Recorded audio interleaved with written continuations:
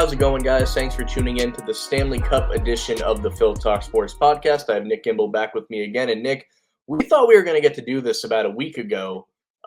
Last time we spoke, the Panthers were up 2-0. By the time it was posted, I think they were already up 3-0. And we had the conversation of, is this thing over? And you weren't prepared to say that, but you're like, if they get that third one, it's looking pretty good. And here it is, like 8 days later. They get it done, but in the craziest way possible. The Panthers do, in fact, lift the cup, but not until forcing a Game 7 by the Oilers. Have you ever seen anything like this in your life? Let's start there. Well, none of us have ever seen anything like it except for very select few people still living on Earth, because the last time this happened was World War II.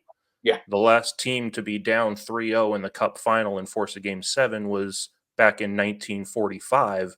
The last team to do it and win that Game 7 was the Toronto Maple Leafs back in 1942.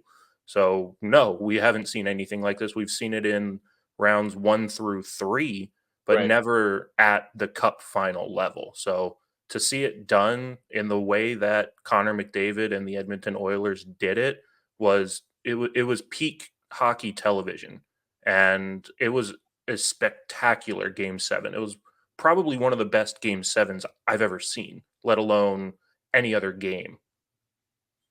Yeah, and it's, to me, it was one of the, because it was funny. We had the NBA Finals congruent with it, and for a minute they were telling the same story. And then Dallas gets one win, and people joked that, oh, Boston just did that so they could clinch at home. And then the same thing happened with Florida, but then they went back and they got destroyed again. So it's like, oh no, what's actually happening here? In my limited, hockey knowledge, I do recall the Flyers in 2010 in the second round of the conference finals. I forget which. Coming back from 3-0 or 3-1. That's the closest thing that I remember in my mind. But like you said, this hasn't actually happened on the cup level ever. So that's the answer to that question. Where do you think this really turned? Obviously, you beat a team 8-1. You're going to get a little more momentum than you would have otherwise. So, like, what happened in that? Because that was clearly the turning point. What do you think happened in that game that pushed them all the way to a Game 7 after that? Well, we need to go back a little bit because I don't think it happened somewhere in the 8-1 game. I think it happened right after the Florida Panthers won Game 3 in Edmonton. Then all the families and friends start being flown in on that 2,500-mile journey because there's a chance they win the cup. So they fly everybody in, staff, family, friends. They all get to Edmonton and they have that day to kind of get settled in. But then you reach game day and you have family members, oh, my ticket's not scanning. Where am I sitting? What's going to do this? Like, what's going to happen after? You have all these things surrounding the players that has nothing to do with the 60 minutes of game time happening on the ice. Right. So that's part one. You have the Florida Panthers being taken off their game because of everything happening outside of Rogers Center, Rogers Place. But you never really see a team at its best until their backs are against the wall. The fourth game is always the hardest game to win. And you saw that with Edmonton. The fourth game was the hardest game to win because the Panthers were pushed to the brink and they played their best game. So you kind of have both of those things hand in hand. And all of that stuff that I didn't think about. Two things I didn't think about. One was all that extra stuff happening outside the rink, not only in Edmonton for Game 4, but Game 5 is even worse in Florida because you have all the locals that the Panthers didn't want to pay to charter everybody from Florida to Edmonton. Now everybody's local in Sunrise saying, hey, I need a ticket. I want to see you win the cup. Hey, what's the elbow room's going to be jumping down there in Sunrise in Fort Lauderdale. So how do I get into the elbow room after you guys win the cup in Game 5? And the puck hadn't even dropped yet. Right. Second thing, 3 separate times throughout the regular season, after the Edmonton Oilers lost 3 straight games, they went on 3 separate winning stretches of at least 5 games or more. Mm-hmm. From November 24th to December 12th, the Edmonton Oilers went 8-0. And that helped pull them from 31st in the league and a coaching change head coach Chris Knobloch was brought in halfway through the season, and he took the Edmonton Oilers to Game 7 of the Cup Finals. That it brings back memories of the St. Louis Blues in their Cup run, coming Right. from the depths of the league and then winning it all. Then the big one, December 21st to January 27th, after losing 3 straight games, 16-game winning streak. You know how many wins it takes to win the Stanley Cup? 16. 16, yep. That one 16-0 stretch would have won them the cup if they did it in the playoffs. Right. And then from February 26th to March 5th, a 5-0 run after losing 3 straight. So the Edmonton Oilers lose 3, they go on to win 5 or more throughout this season. And those are 2 things that I didn't take into account. I didn't think of when I was saying if the Florida Panthers win a 3rd game, they're going to win the 4th. Now, it was correct. Took a while to get there, Sure. but the Panthers just kind of lost their way through games 4 and 5. Game 6 in Edmonton, I think everybody knew Edmonton was going to win that game, but you never see a team at their best until they're pushed up against the wall, and the Florida Panthers responded with their best game, and the Edmonton Oilers didn't. Connor McDavid was pointless in game 6 and 7, and that's the difference. I mean, you mentioned last time we spoke that a series doesn't really start until a team, loses at home or wins on the road, however you want to look at it. I always view, and you can correct me on this, like hockey is one of the more superstitious sports out there. Every sport has their thing, but they have more of Yes. don't touch the cup till you win it, don't step on the logo. It used to be, I feel like this has changed. You don't touch the conference championship trophy either. I feel like guys are starting to do that a little bit more. It can go on and on. But you already touched on it where you don't want to be superstitious, but you got to plan for a place for these guys to go if they win it in Edmonton. You got to bring the family out there in case they win it. You don't want to have these thoughts, but logistically, it's still a business. You have to do it as a corporation. You got to take care of your people. So it goes against everything they want to be focusing on, which is definitely something that we as fans don't focus on enough. I think this and even the Boston thing, their one game dropping in Dallas. I feel like they had a little bit of that as well. They never really seemed out of contention, whereas this, turned around in a hurry. What do you think is and we asked this last time too, is the bigger story that the Panthers were able to turn around and win the cup? Is the story still no Canadian team has won it since I was 1 years old? Like, what is the overwhelming story? Is the Connor McDavid winning the MVP despite being on the losing team and not going out to accept the trophy? Has that rubbed people the wrong way, or do they understand? Let's start with that one actually, because I'm really intrigued about that. So we'll add the history touches to that. Connor McDavid is only the 6th NHL player to ever win the Conn Smythe Trophy as the MVP of the entire playoffs. It's not just the Stanley Cup Finals. Hmm. It's not just the cup clinching game. It's the entire Stanley Cup playoffs. So that's why he is the rightful recipient. Sure. Here's how good Wayne Gretzky is. Goals and assists make up the category of points. Yep. If I have 1 goal and 2 assists in a game, I have 3 points. If you take all of Wayne Gretzky's goals away and just have his assists on record, he still has the most points in NHL history. Right. Points. He has more assists than any other player in NHL history has total points. And Connor McDavid in this playoff run beat Wayne Gretzky's record of assists in a playoff run. That if you break a Wayne Gretzky record, you get a trophy. Doesn't Right. matter what the trophy is, you get a trophy. Mhm. So Connor McDavid peeling his team off the floor into the fight through the cup finals and then his stretch through the entire playoffs, rightful recipient of the Conn Smythe Trophy. Now, not coming out to accept it, I understand it. Because the picture everybody goes to is the last time a player won the Conn Smythe on the losing team, 2003, goaltender for the Anaheim Ducks, J.S. Jaguar.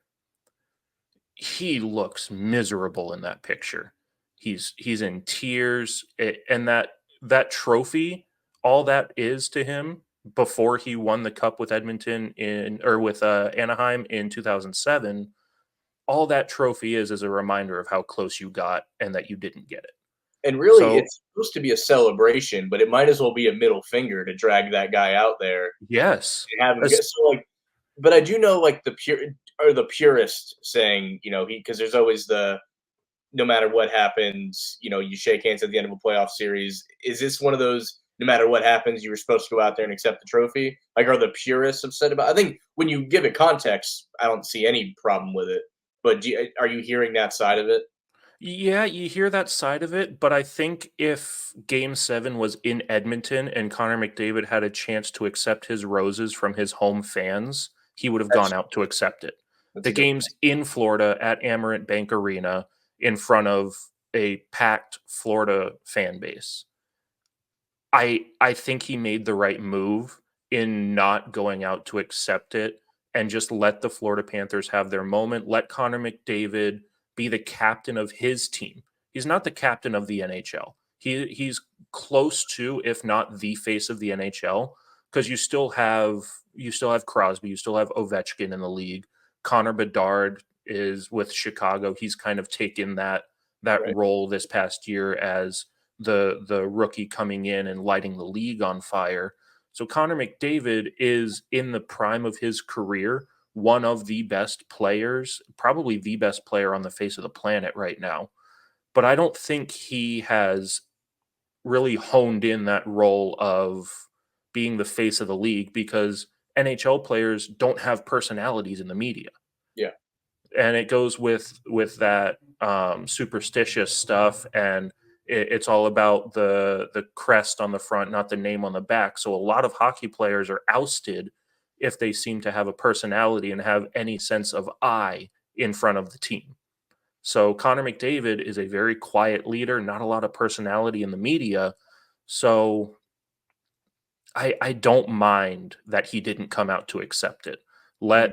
Let the Florida fans have their moment to boo that choice and cheer Barkov and Bobrovsky, who were also rightful recipients, but they didn't break Gretzky records. Right. And that's what it comes down to is McDavid had a historic playoff run. The NHL made the right choice in their decision. And I think McDavid is taking a lot of deserved heat, but I think my choice would have been the same.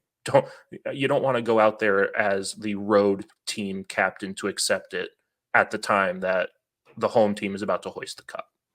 I would like to think, and you can correct me, I would like to think had he gone out there, his reception that night in Sunrise would have been an acceptable response. I don't think they boo him out of the building. I think the fans that know what they're looking at know the greatness they just saw, that he broke a Gretzky record in an Oilers sweater, no less. So I granted, it's not like if it happened in Edmonton or if had they won, because we've seen examples of the road team clinches the cup and people don't get up and leave. They still want to witness the moment of a cup being raised. So we've seen, like, I remember, I think it was Nashville, right, when they lost. Nobody moved. It was one of those deals. Like, I could have the team wrong, but so I don't think they would have.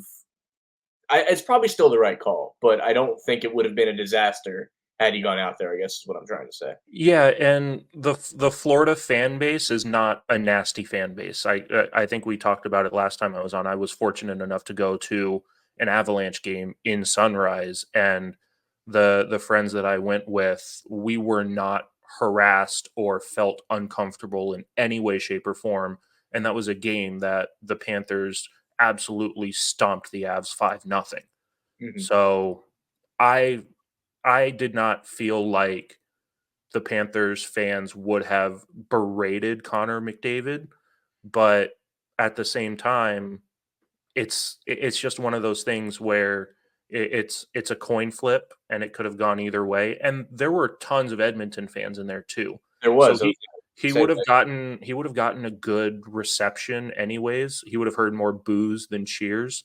But you know, it is what it is. I Not too many people are concerned with the Conn Smythe anyways. yeah. Yeah, it's history. He's only the second skater to ever win the Conn Smythe as the losing team. The other four were goaltenders. Mm. So he's only the second skater to do it, which is huge. So they'll talk about that later on, and if that's the only postseason hardware he gets, he's going to want to forget it. Right. So And like you said, the superstition of not winning, not touching the conference championship goes back and forth, because last year the Panthers touched it, they lost. This year they don't touch it. So when you have back to back years and you can change one thing, yeah, you see the superstition play out right there. But for the Colorado Avalanche, when they won it back in 2022, I think they did the same thing that they did in '96 and 2001, which is they did touch it. I think. Right. So Don't remember. there's examples, even if it's not necessarily the Avalanche. There's examples of guys that have touched that trophy and went on to win the cup. So it's not like a concrete thing. It's just Correct. yeah, yeah, It's and I've seen a lot, and I was like this when I played. I wasn't necessarily superstitious, but I had a routine, and I still live that routine to this day in my daily life. When I played, the left piece of equipment had to go on first. So if I had my skates, I put my left skate on before my right skate, my left shin pad before my right shin pad, so on and so forth with the elbow pads and gloves. To this day, I put my shoes on left and my socks on left foot first. hmm, So I would call it routine based. You'll right. find a lot of NHL players doing the same thing every day, in and out, eating the same food every day, every day, every day. So you kind of find that with the conference championships where you do one thing over and over until it doesn't work and then you switch it up. Right. I mean, as someone who works in baseball, you hear about, guys getting a slump. They try to change the littlest thing and they get out of it and they credit it with that thing. We had a guy in Daytona where if he got in any sort of slump, he would change his walk up song. And it got to the point where he was trying to change it like every day. And we're like, all right, dude, you need to calm down. We don't have the bandwidth to do that every game. But yeah, it just comes down to when you play that many games, I think if you don't get in a routine and you just fly by this is baseball, even basketball too. Like when you play 80 something games or more than that in baseball, so like if you don't have a routine, I think you're asking for failure. I think at times, you don't necessarily have to put your left shoe on first, but if you think that helps you, you do it. But as far as the base of your life on an off day, especially on a game day, I think you'd be silly not to form one of those over the time. This is even before you get to the league like that. I think by the time you're playing at any level highly, like you got to have that figured out for yourself and know what works best for you. Well, and you don't see it unless it's the Winter Classic or a Stadium Series game. There's no weather delays Yeah, in the National Hockey League. You see the weather delays or the postponements in baseball and football and soccer and all that. So it's a lot easier for these players in the NHL to have their set routines aside from a Zamboni breaking down, a chilling system of the ice breaking down. There's a sheet of ice ready for them to go out for warmups at 6:35 p.m. every single night, puck drop at 7:08 every single night, whether it's in Edmonton, Los Angeles, Vancouver, wherever it is. It's almost the same time every night. And mm, you hear it a lot with the Sunday afternoon games. That routine is thrown out the window. They right, try to recreate it, but you can't have your Chipotle bowl that would be your normal 3 p.m. meal at 10 a.m. for a 1 p.m. puck drop. right. So those afternoon games are really hard for those players because it breaks their routine, which is so seldomly broken. I mean, you hear that with the NFL too. Like Thursday night games are always a discussion, and then when they move those early playoff games to Saturdays, that's got to really tweak you because it's so close to your normal schedule. At least when it's a Thursday game, like everything's different. When Mhm. it's a Saturday, you lost the day in your routine and your recovery and everything. So I mean, I think it makes total sense for it to be that thrown off, but it also makes sense why most games, like you said, are at roughly the same time, give or take, an hour or so. It's not as spread out as like a baseball season would be. So let's talk. I feel like we mostly talked about the Oilers here because what a comeback that was and what a story that would have been. If you're the Panthers, you finally get it done. They've kind of been the bridesmaid, not the bride, several different times. In some case, making to the cup, and other times just getting close to it. You've been, you live in Florida plenty. You've been in this arena, in this barn. What does this fully mean for them? If you try to, like, I had you on when your Avalanche won, and you were able to encapsulate what that means to you from your perspective, speaking for Panther fans. What is it other than seeing your team win a cup? Like, what do you think this means to them overall? It means there's more of them. you always want to jump on if you're a bandwagon jumper, if you're entering the game for the first time, you want to join a winning team. Mm, So in an area where there could be 40% of people in downtown Miami that have never watched a hockey game before, they probably watched game one or two games, if not all of the games of the cup final, because hey, we're back, we have a good team, we should check this thing out. Oh, now we're in a game seven. Like game seven is just euphoria for any person, let alone any sports fan. I'm not a big basketball person, but if I see game 7 of the NBA finals on my TV, I'm watching it. right. So game 7 in Florida, I feel like a lot of people were introduced to the game, and we'll take it back to the Oilers one more time. Edmonton West Coast team, they play a lot of Central and Pacific time zone games. So many people on the East Coast have never seen Connor McDavid play because his games start at 10 p.m. Eastern time Yeah. and they end at 1:30 in the morning or 12:30 in the morning. So having Connor McDavid being introduced to the East Coast and seeing how electric he plays, it's going to open up the door to a lot of new hockey fans. And because there's so much new hockey in Florida, they're not going to be subjected to, like you said, the old timers club had a new fan try to enter the game in Edmonton or Detroit or any of the other original six fan Mm, bases. right. Now I feel like the Panthers fan base is going to be a lot more receptive and open to having new fans join in on the celebration and say, come back next year. We're going to have another good team. Now you've felt it. Let's keep it going. That's a great point because I would say even like when the Lightning were winning their cups, there was a little bit of like, there's still room for this, even though they won back in '04. Like the gap of generation of fan was still like, there's room for more people here. It's different than like if Boston wins another cup and someone's just trying to get involved. Like they may not be as welcomed into that fan base as Florida or Tampa or even just Vegas. Even they know how new Right. they are. Like it's got to start somewhere, and I think it's important to know that it's got to start somewhere. You're not going to have fans of 40, 50 years if you don't let people jump in 4 or 5 years in. So Well, and the other thing too is this is the 30th anniversary season of Florida Panthers hockey. Mhm. So if you've been a fan since day one, 30 years without a cup, you've been to the cup finals twice and you didn't win it. You've lost to the New York Rangers or the Tampa Bay Lightning several times. You, like you said, bridesmaid never the bride. Now you finally get your flowers. You and the NHL does a great thing on social media where the day or 2 days after they get all these fan submissions of the videos Right. of the fan reactions, seeing the emotion of the fans getting to see their team win the cup for the first time in franchise history is something we haven't seen in a while.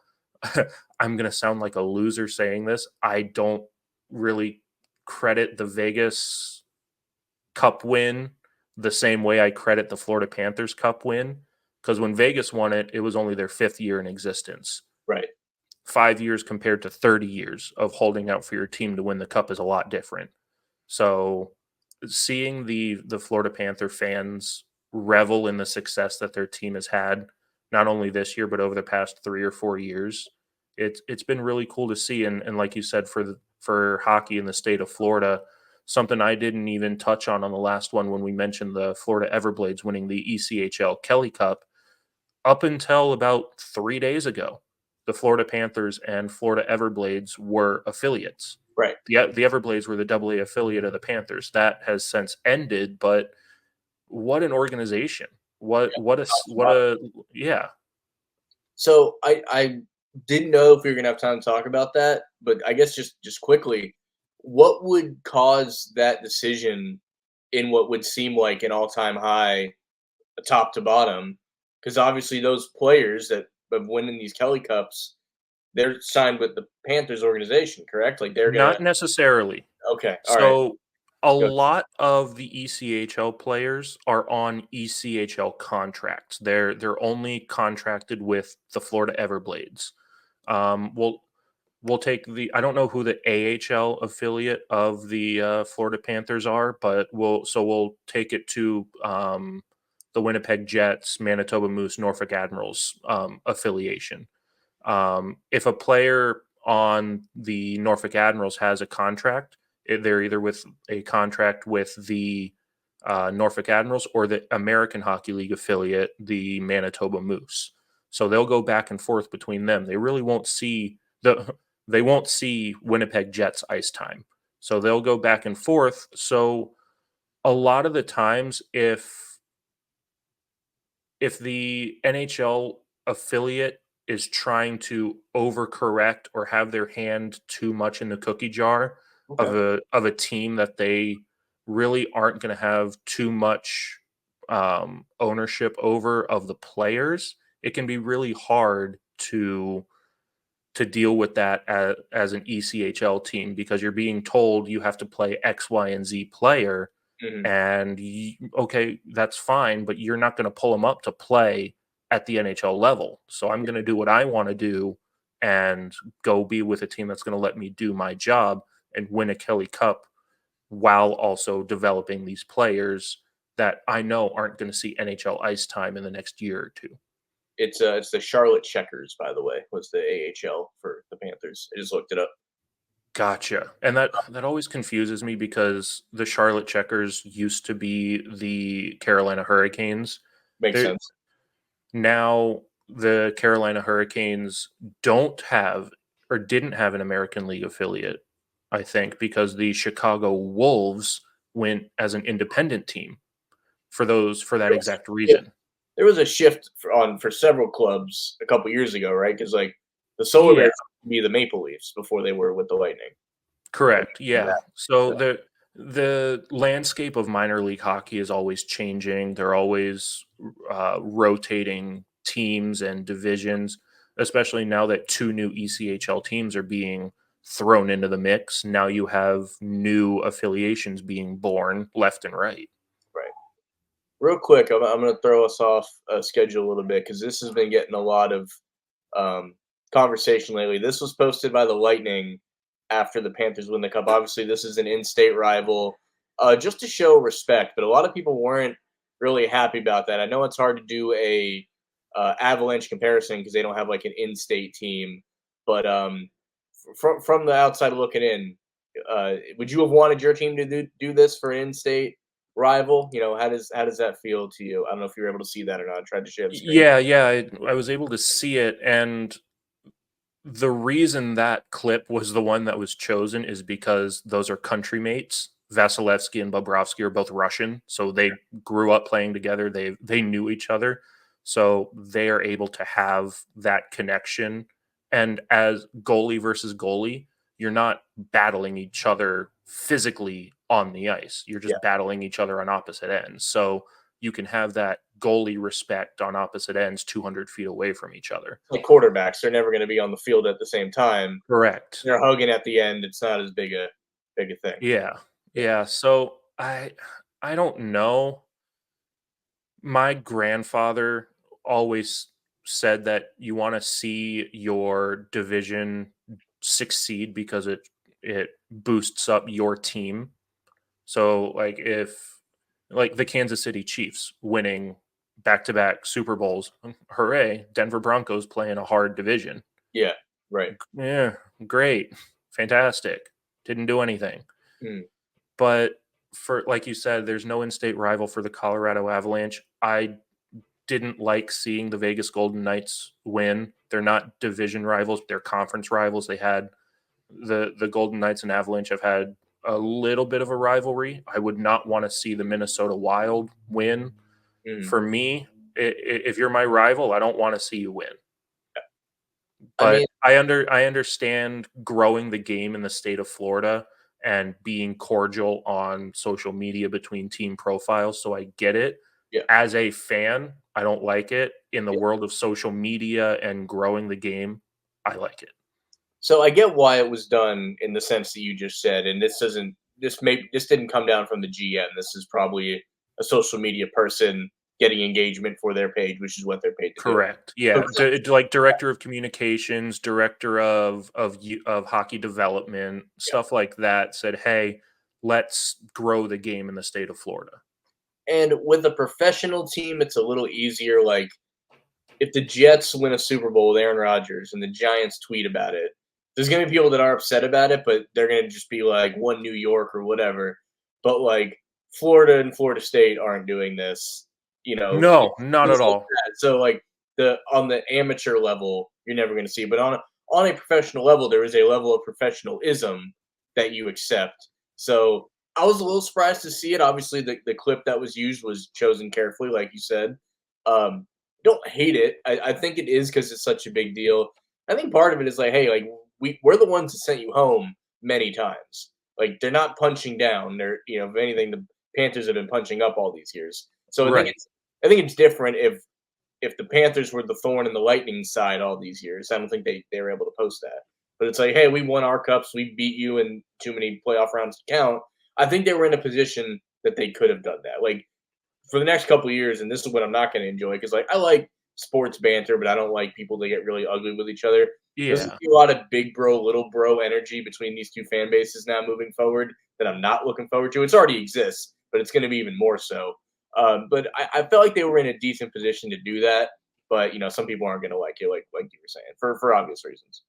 Well, and I don't really I understand it in the term of like like college football is where you hear that big brother little brother a Yeah, lot more than in the NHL. But and this is going to be such a great rivalry moving forward, and you know, I don't want to be looking forward to the schedule release coming up in the next couple of weeks for the NHL right. because the Tampa Bay Lightning and Florida Panthers are so far southeast. It's a road trip for the Colorado Avalanche. They'll come down and play the Tampa Bay Lightning, and then 2 nights later, they'll play the Florida Panthers, and then they'll go somewhere else. Yeah, Almost every single team comes down and plays both of them back to back. right. Just for I don't travel. wanna do that. That Yeah, doesn't sound fun. That doesn't sound enjoyable. Like, yeah, you get away from the snow of Winnipeg in February, and you get the palm trees and the beaches, but you also get to play the Tampa Bay Lightning and Florida Panthers back to back. No, thank you. Hmm. And I think you hit the nail on the head when you said, the big brother, little brother energy comes more in college sports. A lot of these new fans for both these teams are coming straight from being fans of college sports. Yeah, I think they yeah, are going to pull some of that with them. And I could be wrong. They might grow up in a hurry now that, when you're at the top of the league, like there is something to be said about that. So who knows? They might surprise me, but I do well, expect. and how many times am I gonna have to say it before it actually happens? Can you imagine an NCAA Division I hockey conference of the SEC and ACC right now? Right.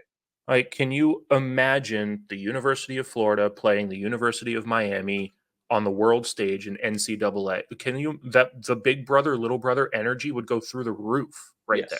Yes, absolutely. So, I mean, who knows? Hopefully, we get to that day. But honestly, there's enough of that at the level they're at now. You just need to know where to. I mean, you know where to find it, but in general, Yeah. like it exists now. So it would just be on a bigger stage, like you were saying. Yeah. Crazy. So, congratulations again to the Florida Panthers. I feel like we haven't said that part enough because this is while the run, it was almost the biggest meltdown in the history of sports. But honestly, just from the way the game has gone and the 2 days removed since then, we're just gonna remember that they won. Like Absolutely. people are gonna talk about the 3-0, 3-3 game 7, but it's gonna be a footnote. It's not gonna be the whole story, I think. Yeah, and people are going to talk about how the Edmonton Oilers didn't give up. Connor McDavid proved his excellence, even though he couldn't perform in Game 7 when it mattered most.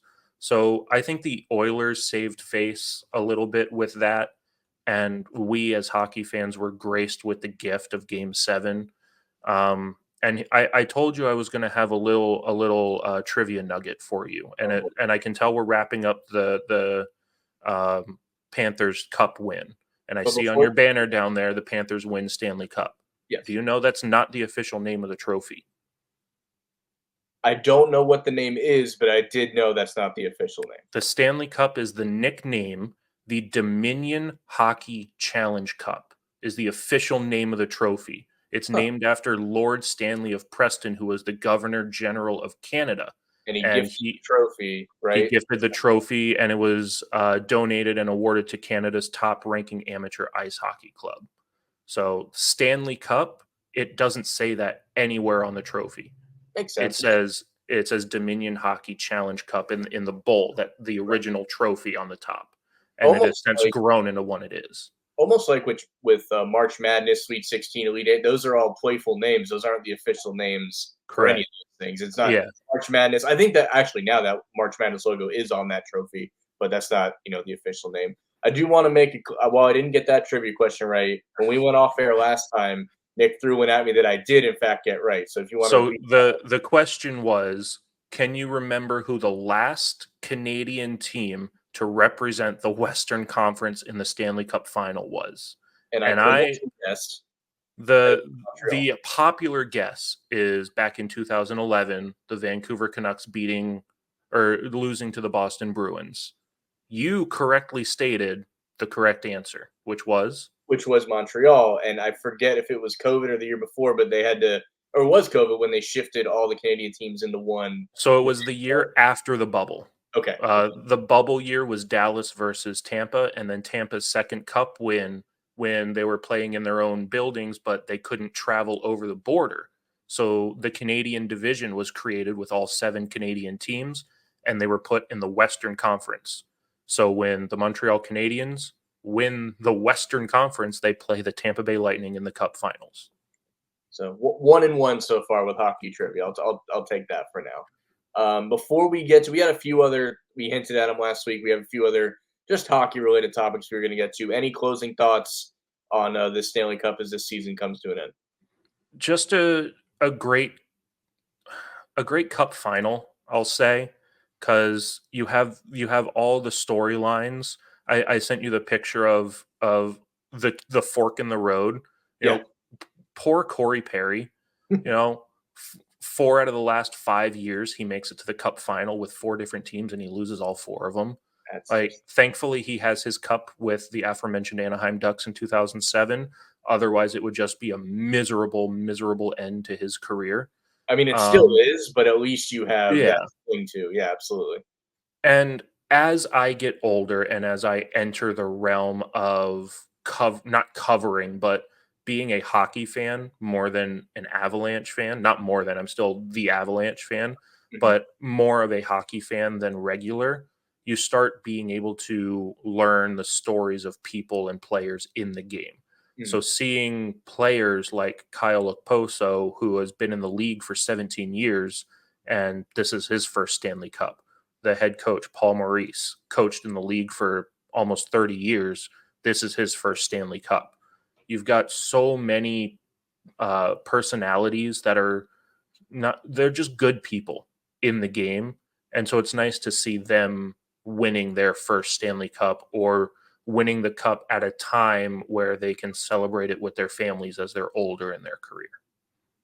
I'll say this cup season, this playoff run, there are years that you can tell what just happened grew the sport, regardless of the sport. And Absolutely. I think this was one of them. Um, like I mentioned it earlier, but again, because it was just because they were happening congruently. Boston and Dallas NBA that didn't grow anything. Like, congrats to No. Boston, they won. That didn't grow anything. I think Vegas winning a couple years ago did. I think weirdly the bubble grew the game, and so maybe just because we were all sitting home watching. Because Yeah. you have years that the game grows due to a playoff run. There's a couple baseball years I think that's happened too, and I think this is definitely one of them. So that's what it's going to be remembered for. It cements Florida's the hockey state, as you said. Absolutely. It was Yes. already, it is now. Um, you mentioned that the problem, for people where we live on the East Coast, much like trying to watch Oregon Ducks football or watch Shohei Ohtani play for the Dodgers, when the games start at 10:30, you're not going to watch them a lot over here, but you might try because you see the greatness that's on the other side of the country. So those are 2 things I think I'll take away from this Stanley Well, Cup. and going with growing the game, being on ESPN is huge. Their coverage could be better. You don't see too much of it. The Pat McAfee show, every single day he talks about hockey and Yep. has PK Big swing. Subban or Mark Messier or somebody on. Mhm. So Pat McAfee is the driving force for ESPN. But this is how huge the game 7 of the Cup final was. the morning of Game 7, PK Subban is talking with Stephen A. Smith on First Take. That's what it takes to get the NHL on ESPN in the morning. It Mhm. has to be a Game 7 of the Cup final. Otherwise, they're not talking about it. So ESPN needs to be doing better, but being on ESPN and ABC has the casual sports fan saying, "Oh, hockey is on the major sports network. I'll watch it now." And you see the Florida Panthers, "Oh, there's hockey down in Miami. Yeah. Who's this Connor McDavid guy and why have I never heard of him?" So, like you said, this is a cup not only a cup final but a cup playoffs that have grown the game exponentially, like you said. And nobody will jump on a sport they know nothing about, but give it the platform quicker than Stephen A. Smith. So that is someone. He does it for UFC every couple months. He'll do it for baseball. He's had wrestling on once he was doing the Fox thing, and SmackDown went to Fox. But so for at least the platform is there. But I'm glad you mentioned that about Pat McAfee. You know, he rubs some people the wrong way. He's always been he's a Mr. Pittsburgh, right? He's a Penguins Yeah. fan. He's going to talk about other things. But I agree. I think he's a plus to sports in general. I think we need that version of sports presentation. I've been a fan of his since his podcast was twice a week, and now he's on ESPN. So what's Scribe is, I have one of his hats over here actually. But yeah, so I'm glad you said that because that's definitely a big shout out. Well, and the other thing too, as I've gone into the communications and broadcasting world over the past 4 years, somebody was on the Pat McAfee show. I forget who it was. It was may have been Colin Cowherd actually. Okay. Um, Pat McAfee was he was asking why isn't ESPN like why isn't the herd talking about the NHL? Yeah. Because it's such a niche sport. Right. Colin Cowherd and all of ESPN's job is to get eyes on whatever program is on the station. Yeah. Basketball and football is what gets the ratings for Yeah. First Take and for the herd. And some, not even baseball that much. I mean, Oh, now that everything else well, is it's not done, easier, but otherwise. baseball's going to get the forefront now.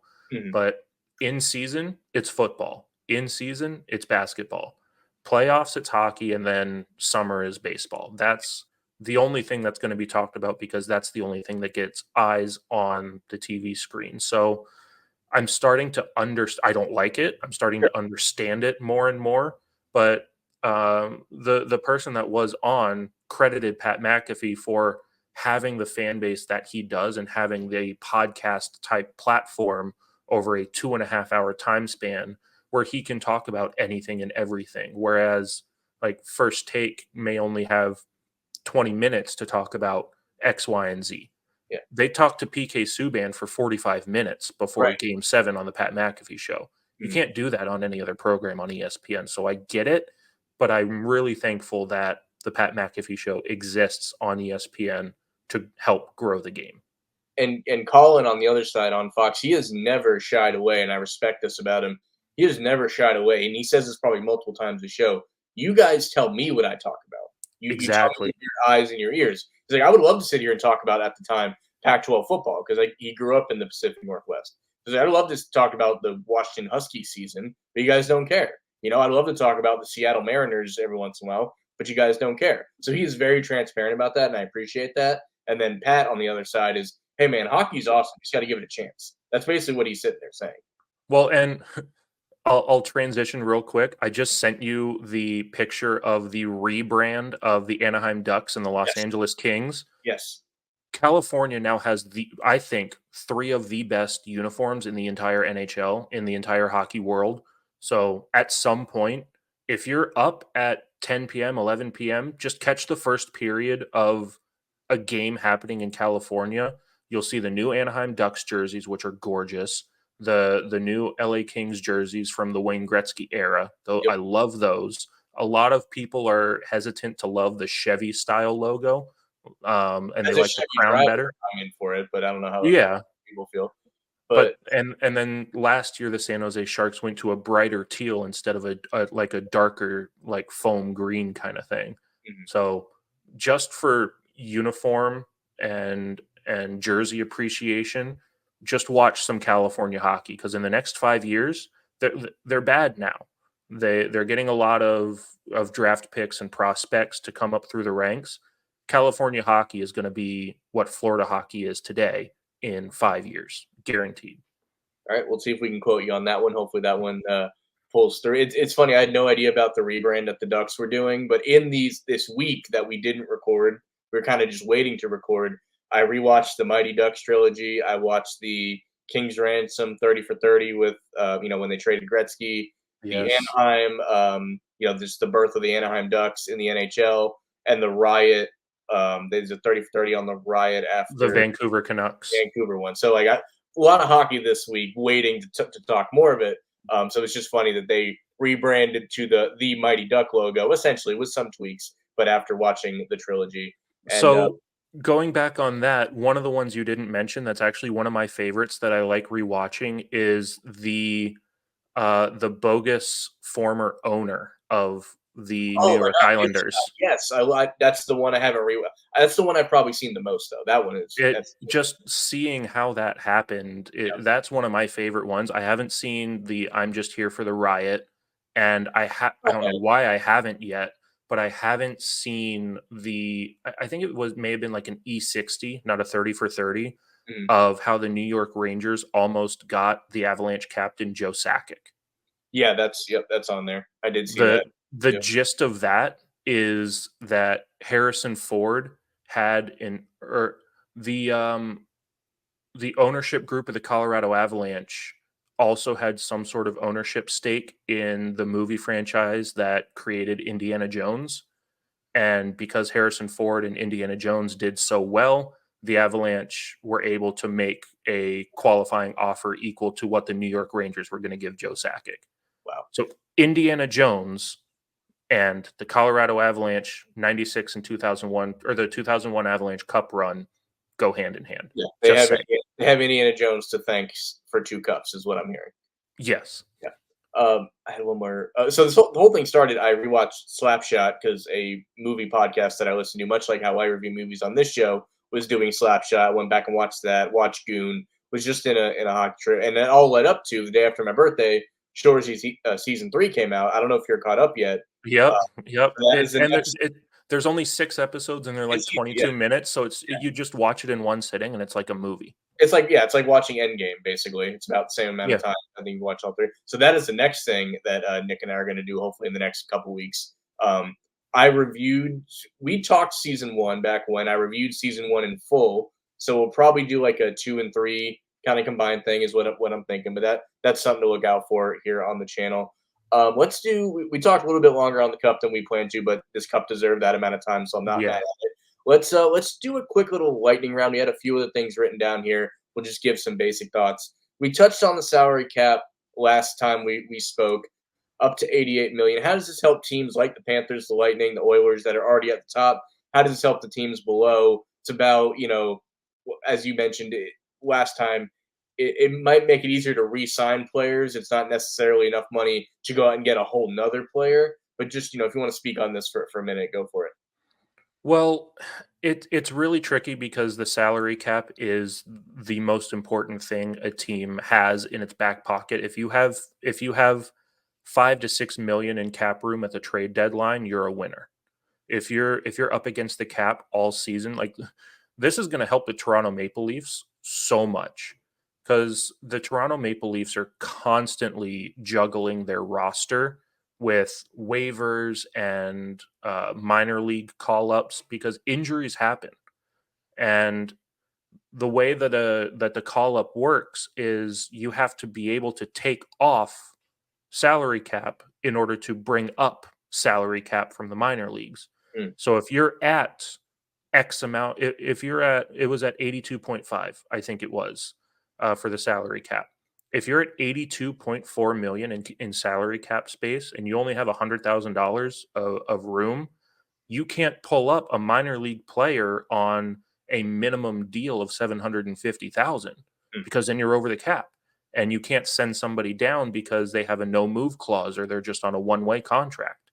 So this is going to be big for teams to not do anything, I think, because then they have that space to do small transactions throughout the season like the Maple Leafs need to do when when their goalie doesn't do well and they want to send him down to the minors or call up the minor league goalie. Now they have the cap space to properly move between the minor leagues and the major leagues. But I mean, it's only 4.5 million. You're not going to get a Nathan McKinnon or a Sidney Crosby for that. Right. So I wouldn't expect it to be too much of a factor this season, but there's always rumblings of it being raised more and more over the next 3 or 4 years. If the salary cap gets to about 100 million, then you'll start to see some of the bottom feeder teams be able to pull in more and more top end players, because right now the Arizona Coyotes, now the Utah Hockey Club, I Hmm. don't know why they aren't just the Utah Mammoth. Why aren't they the Utah Yeti? Why are they? I saw the Yeti. And like that's not the forever name, so they might end up with one of those. Yeah, they didn't. They're doing the smart thing, not really, but they think it's the smart thing. They They're don't doing want to rush in. They don't want to rush into the rebrand. yeah, yeah. They have all off season. Just name it the Utah Yeti or the Utah Mammoth. Do a coin flip. Both of them are great. Both of them are going to have great logos and color schemes. They roll off the tongue. Just choose one and move forward.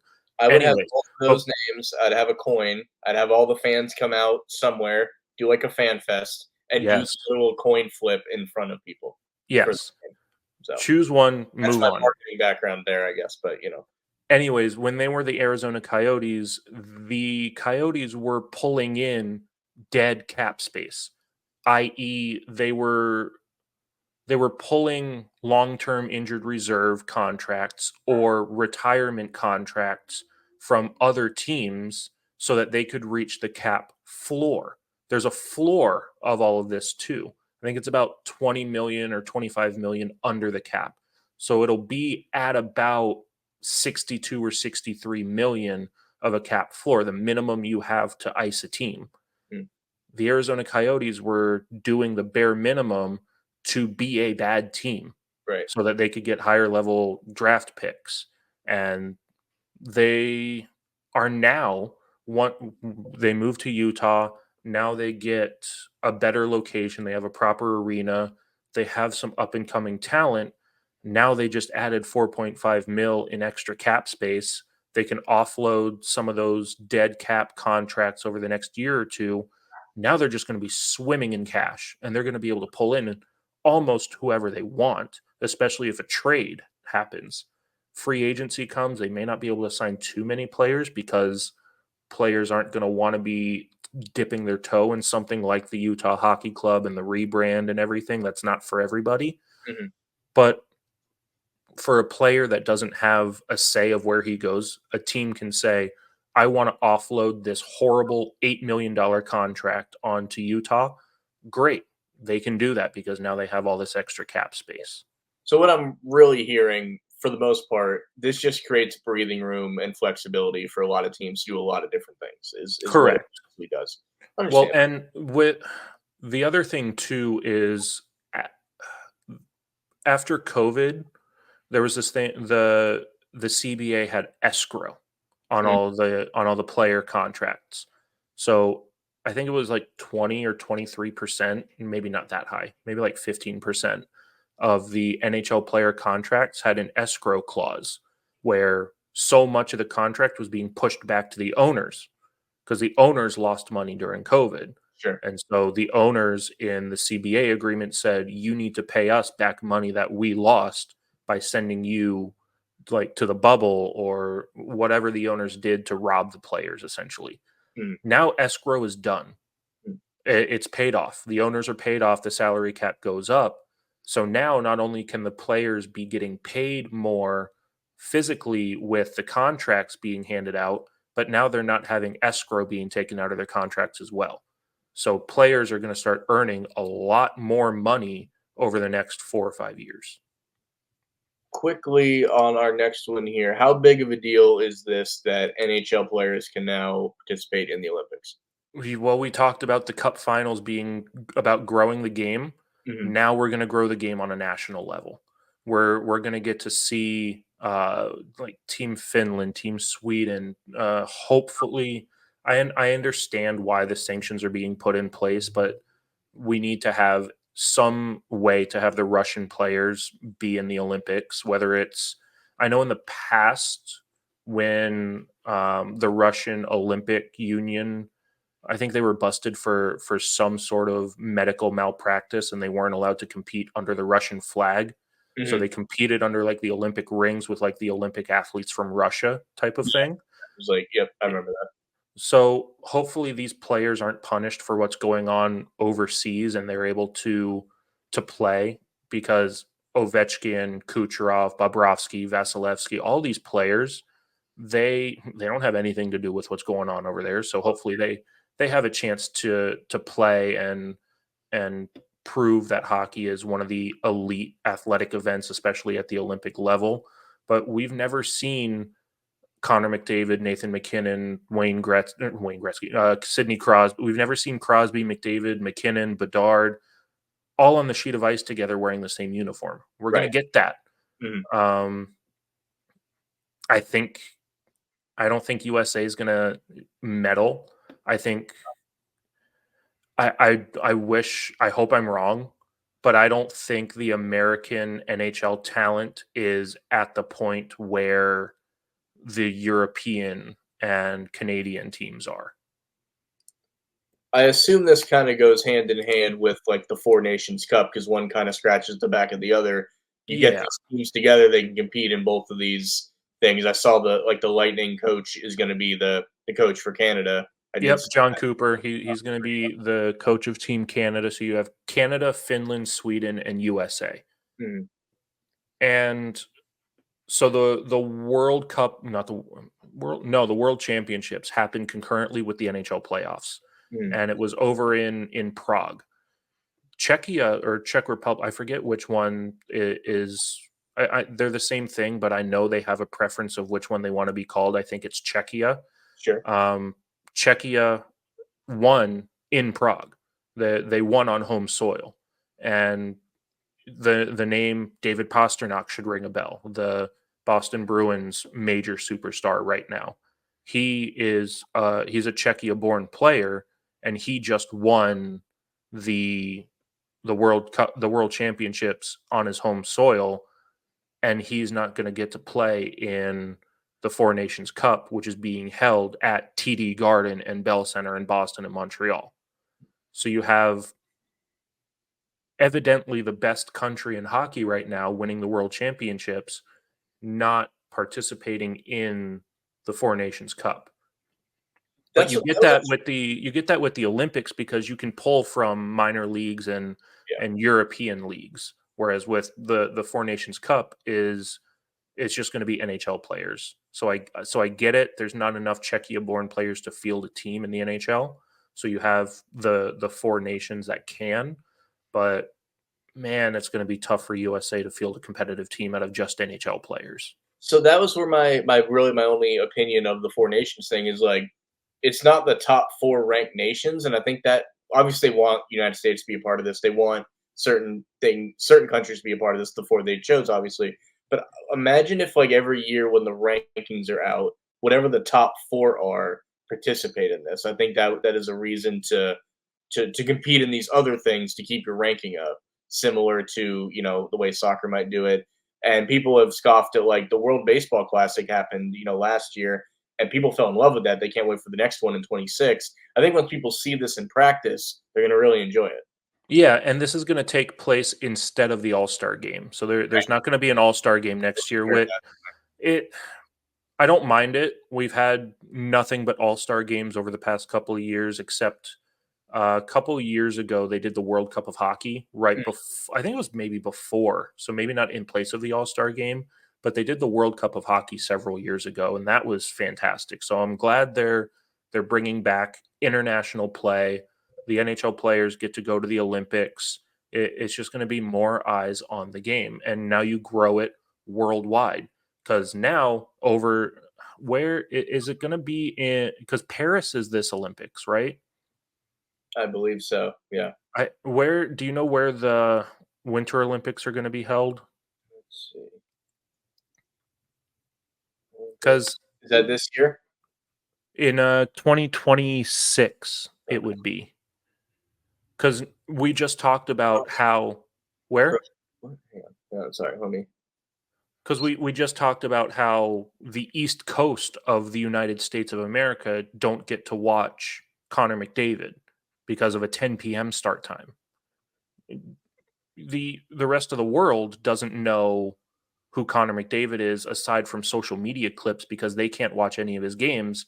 Now they're going to go overseas. They're going to see Connor McDavid in person and in their own time zones. So the winter games it says here is in Italy of all places. Yes, that's correct. Yes, Italy. Surprising. So you're going to have Connor McDavid. May This is where it gets tricky. Does Sidney Crosby have another 2 seasons left in him at an Olympic level? Mm. Because he could be playing in the league, but does he get the Caitlin Clark treatment?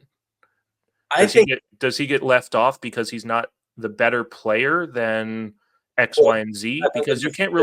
you can't really put Sidney Crosby in a fourth line center role. He's I don't a top six forward.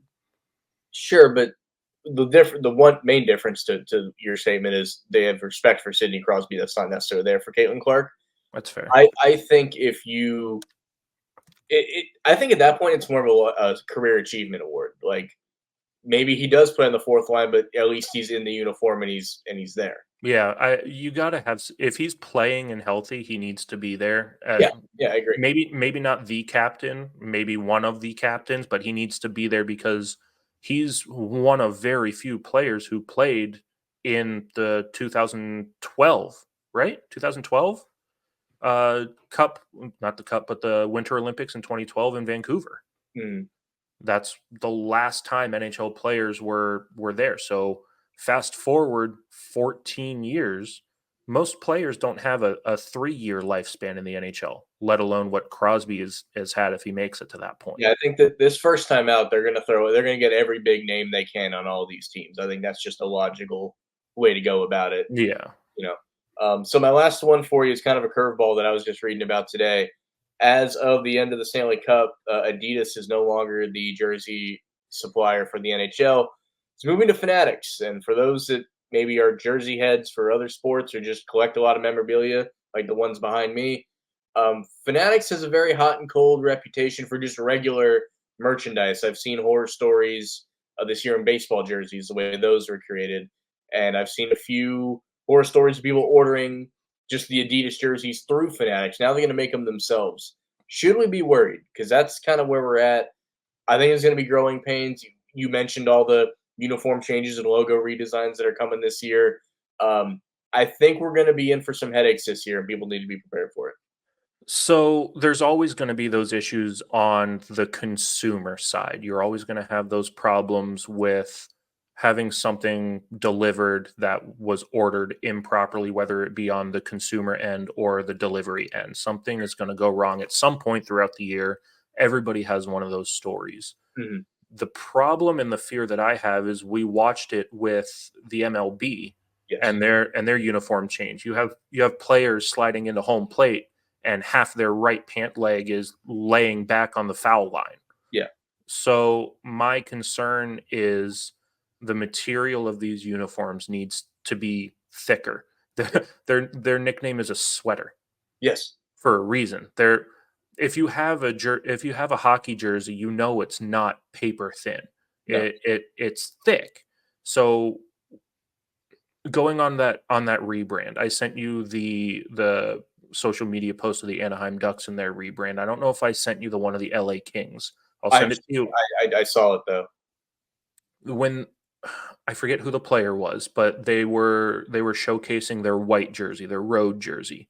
Mhm. You can see through the jersey the CCM logo on the chest protector right about here. Mhm. Right in the middle of the chest about 6 or 7 inches up from the LA Kings logo.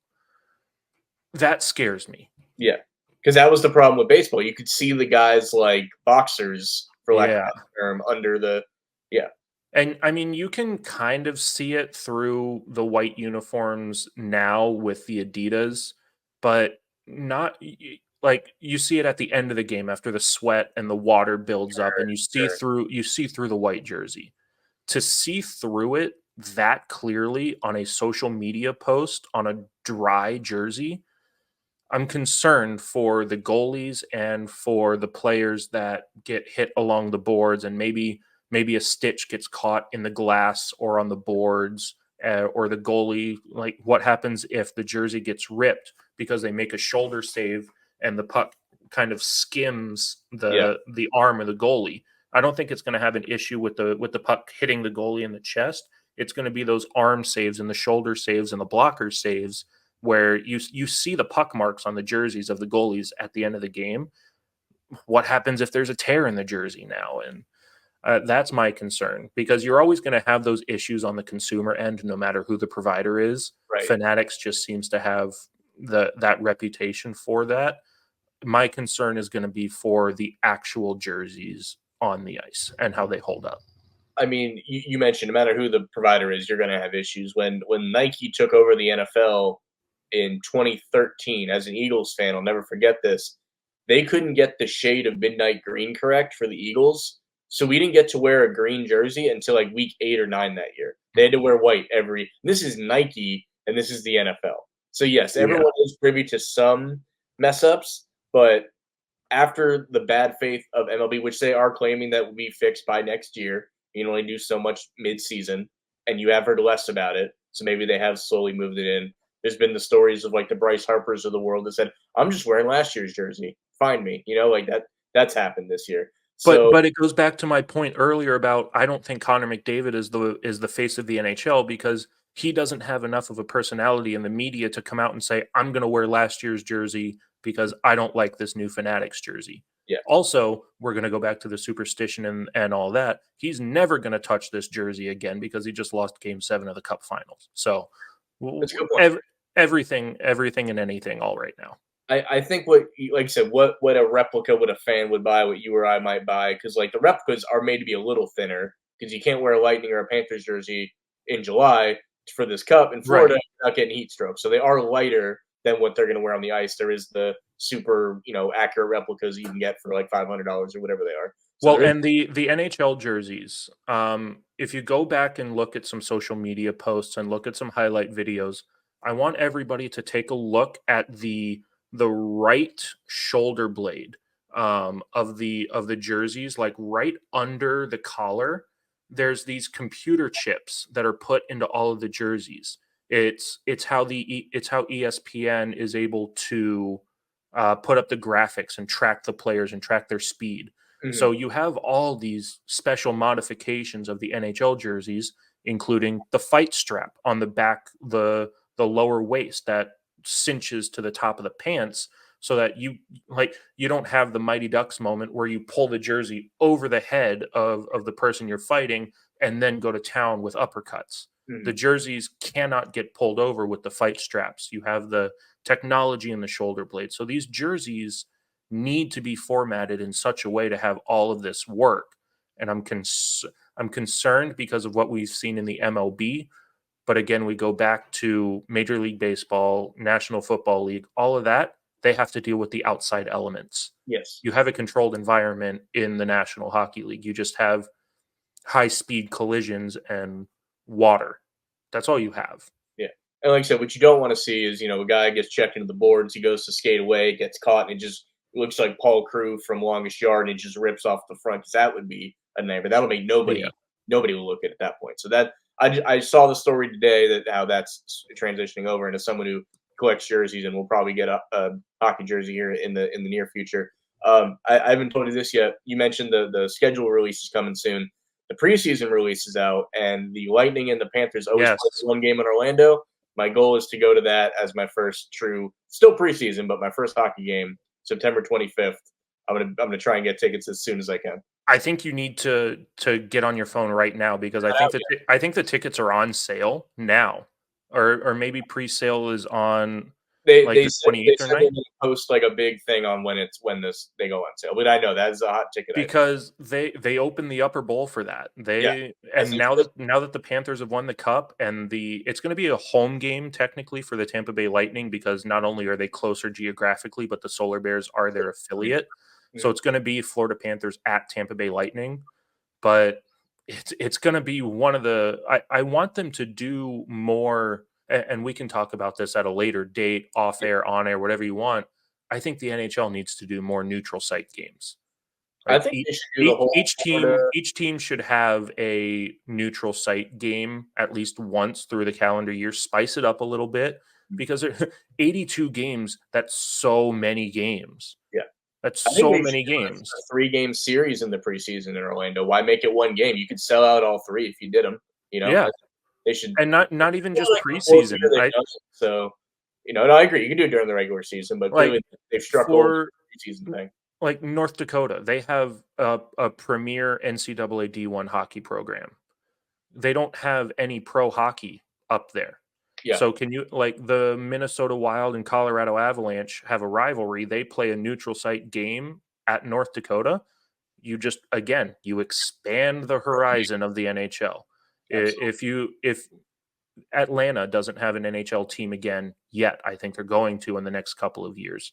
But Mhm. if you have the Tampa Bay Lightning and the Carolina Hurricanes play a game in Atlanta and you just grow the game close to the markets of each of the home teams, but far enough outside of the reach where they can expand their reach a little bit, And different then fans can attend that don't normally yes. attend. Yes, that's what you want. You want new, different eyes on the sport, and you get that with I think one neutral site game per team.